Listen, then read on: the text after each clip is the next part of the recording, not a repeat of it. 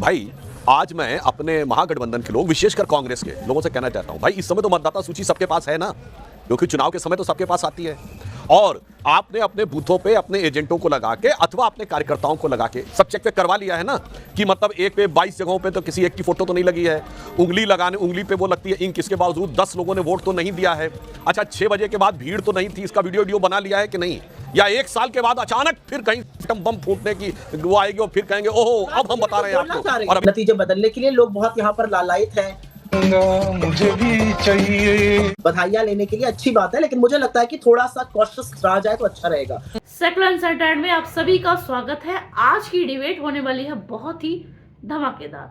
आज की debate BJP के फायर ब्रांड प्रवक्ता सुधांशु त्रिवेदी और कांग्रेस की चहेती सुप्रिया श्रीनेत के बीच में है। आज की इस डिबेट वीडियो का विषय है बिहार चुनाव के नतीजे को लेकर के।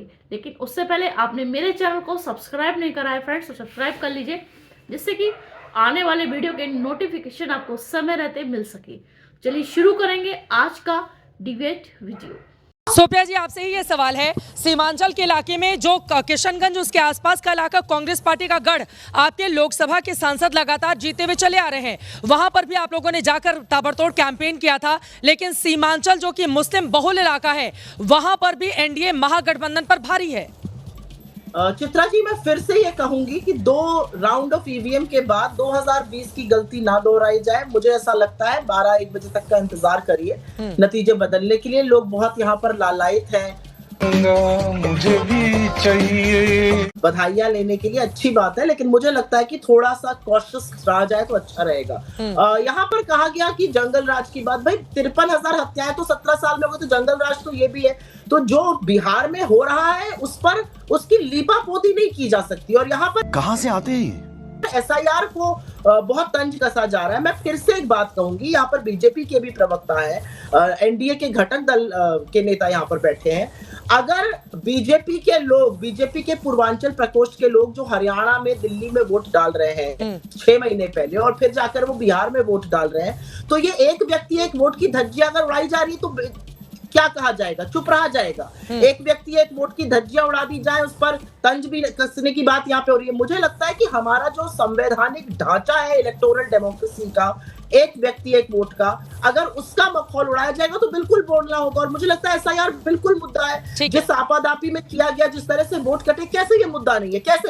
आज मैं सुधांशु जी से एक सवाल पूछना चाहती हूँ। आपके इतने लोग जिनके 3-3 एपिक कार्ड है और वो तीनों एपिक कार्ड पर वोट कर रहे हैं, ये कानूनन अपराध है। इसके लिए आप क्या कहिएगा? सवाल इस बात का भी उठेगा। जीत या हार में मुद्दे नहीं चले जाते, मुद्दे रहते हैं। जीत या हार में मुद्दे नहीं चले जाते हैं। सुधांशु जी, आप जवाब दीजिए। और उनका ये कहना है कि अभी से एनडीए वाले लालायित ना हो जाए बधाई लेने के लिए, अभी इंतजार कीजिए 12 बजे तक का।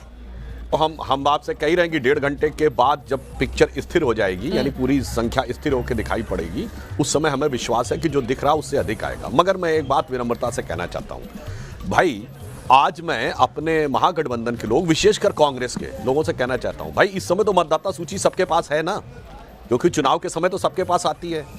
और आपने अपने बूथों पे अपने एजेंटों को लगा के अथवा अपने कार्यकर्ताओं को लगा के सब चेक करवा लिया है ना, कि मतलब एक पे 22 जगहों पे तो किसी एक की फोटो तो नहीं लगी है, उंगली पे वो लगती है इंक, इसके बावजूद 10 लोगों ने वोट तो नहीं दिया है। अच्छा, 6 बजे के बाद भीड़ तो नहीं थी, इसका वीडियो बना लिया है कि नहीं? या 1 साल के बाद अचानक फिर कहीं बम फूटने की वो आएगी और फिर कहेंगे ओहो अब हम बता रहे हैं आपको। और अभी 45 दिन का समय भी है वो आपके सीसीटीवी निकालने के लिए। तो मैं सिर्फ ये कहना चाहता हूं कि अब जरा बता दे। दूसरी बात, 32 लाख लोगों का वोट कटा, मुझे लगता है ये कांग्रेस के अगेंस्ट में जाता दिख रहा। कारण क्या है? अब तो सबके हाथ में अपनी अपनी पर्ची आ गई ना, तो जो ये दुष्प्रचार था, इसका वोट कट गया, उसका वोट कट गया, सबको समझ में आ गया किसी का वोट नहीं कटा, मेरा वोट तो है। और इसका मतलब यदि अदृश्य वोटर थे, 32 लाख में 1% 32,000 होता है। एक बार उनकी बात पूरी हो जाए। 0.1% 3200 भी नहीं आए क्लेम करने। बिल्कुल। तो इसका अर्थ यह हुआ कि यही वो अदृश्य वोटर हो सकते हैं जो किसी दूसरे के छलावरण में आकर, यानी in the disguise of other voters, शायद वोट करते। तो मैं कांग्रेस से कहना चाहता हूं, अब ठोक बजा के सब कुछ ठीक कर लीजिए, ताकि ऐसा ना हो कि आप 1 साल के बाद फिर कहना शुरू करें। अभी जो कुछ आपको मतदाता सूची में देखना दाखना है वो लगाकर देख लीजिए, और फिर अभी शिकायत करने का भी वक्त है, शिकायत कर लीजिए। दोस्तों कैसी लगी आपको आज की वीडियो? देखा आपने किस तरीके से सुप्रिया सिन्हा ने अपनी दलीलों को रखा और साथ ही साथ सुधांशु त्रिवेदी जी ने अपनी बात को रखा। तो कैसी लगी आपको आज की वीडियो, ये आप कमेंट सेक्शन में बताना ना भूलिएगा। मिलते हैं नेक्स्ट वीडियो में, तब तक के लिए जय हिंद।